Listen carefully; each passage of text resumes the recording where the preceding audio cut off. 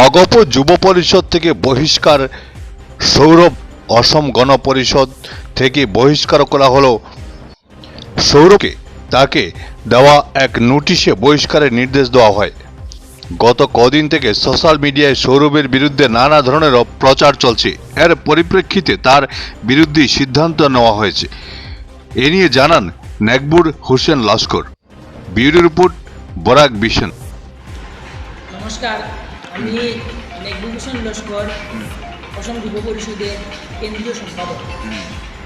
আজ যুব পরিষদের কেন্দ্রীয় সভাপতি শ্রদ্ধা জিতু বরগোহাঁই মহাশয়ের নির্দেশ মতে অসম যুব পরিষদের কাছাড় জেলার সভাপতি সৌরভ দেবকে অসম গণ পরিষদ দল থেকে তথা ওনার যত সকল পদবি আছে সব থেকে ওনাকে বহিষ্কৃত করা হয়।